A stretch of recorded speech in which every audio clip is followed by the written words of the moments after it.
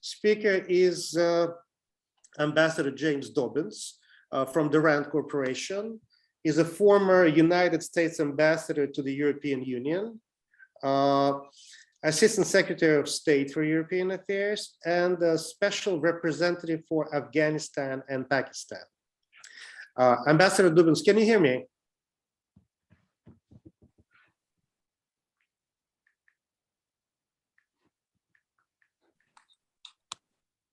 Hello? Yeah, hello. Can you hear me? Can you hear me now? Yes, I can hear you, yes. Yeah, I'm sorry, I don't have the picture. I'm still working on that. But do you want me to start now? Sure. Okay. Well, I thought I'd talk a little about American policy toward the Islamic Emirate and how that might develop. I see two continuing interests that the United States has in Afghanistan. One is the same interest that brought us there in the first place, that is counterterrorism. The threat that attacks on the United States or its allies might be launched from Afghanistan. That's a familiar interest and one that continues. The second is a moral and a reputational interest in helping the Afghan people secure at least some benefit from the gains of the last 20 years. That is, to retain some benefit from the gains of the last 20 years. I think we have a moral obligation to try to do that, and I think we have a reputational interest in seeing that we can achieve that. Now, there strikes me as three possible courses of action for the United States to take vis-a-vis the Islamic Emirate, that is the Taliban, governed Afghanistan. We could engage them, we could isolate them, or we could oppose them. That is, we could try to displace them. These can be seen as discrete options, or as a continuum, a spectrum of escalating incentives and disincentives to influence their behavior. And somewhere along that spectrum, the United States policy will ultimately go. Now, it's my view that the only one of those three that offers any prospect of achieving U.S. objectives or advancing towards U.S. objectives is the first, that is engaging the Taliban. If isolating the Taliban or even opposing the Taliban, that is going for a regime change strategy, will not make it easier for us to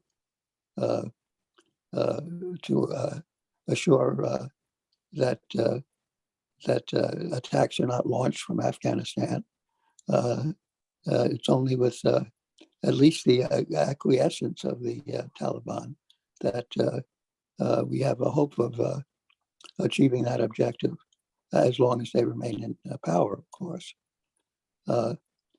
The isolate, unfortunately, is the if you will, the residual option, the default option, rather. It's what the United States does when a friendly regime is displaced by an unfriendly regime. It's what we did when the communists took over Imperial Russia. It's what we did when the Red Chinese took over from the Nationalist Chinese. It's what we did when Castro took over from Batista in Cuba. It's what we did when the Iranian Revolution took over from the Shah. We isolate and penalize the regime concerned. Now, these tactics have, and it's what we're doing, for instance, in Venezuela at the moment. These tactics have a notoriously bad record of success. That is, none of those regimes have fallen as a result of U.S. disapproval. And in fact, in most cases, after 20 or 30 years, we've given up and resumed normal relations with these regimes. but it is the default option. It has the virtue of not requiring the U.S. to do anything. It's a passive aggressive strategy, and it suits the domestic opinion, and it's where the U.S. is headed in with respect to the Taliban.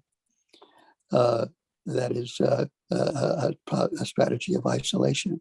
We've closed our embassy. There are already numerous sanctions against the Taliban that predate their coming to power, but remain in existence. And one can expect the U.S. Congress to levy more at some point. I would contend that this is not a satisfactory approach for the U.S. in the current situation. And that's because, first of all, as I said, it had a scant prospect for success. That is, it's a scant prospect for achieving either of our primary objectives. That is, the objective that is looking toward the safety of the American public and its allies, and the objective that's looking to the well-being of the Afghan people. Some degree of engagement is necessary to advance both of those options. So I would argue for the engagement strategy. The opposed strategy has two problems. First of all, it might not work, but if it worked, it would just put us back in the same position we were before we left. That is, of supporting a new regime, which would require American support to retain power. So I see no real alternative to trying to engage the Taliban. Now, the question is the timing, and that's critically important because of the looming disaster that faces Afghanistan as a result of the Taliban's coming to power, the U.S. leaving, and the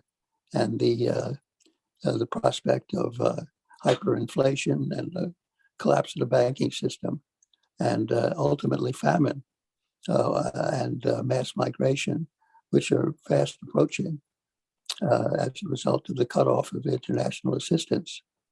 These are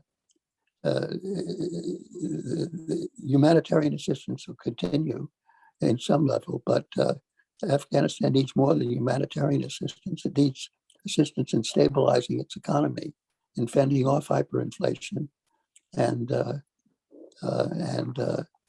retaining a functioning banking system if it's going to avoid those critical catastrophes. So waiting and seeing out that the Taliban has to offer, letting the pressures apply, and sitting back and waiting, which is seems to be the current strategy, is a formula for a humanitarian disaster. So I do think the United States needs to prime the pump. It needs to make some proposals. It needs to at least show a willingness to engage at some level, and some prospect that assistance, not humanitarian assistance, but also stabilization assistance of some sort would be available. Now, there's various schemes involved that are being talked about for supporting the Afghan economy without providing money directly to the Taliban or giving it discretionary use of the money, and I think those have to be followed. So that's my contribution.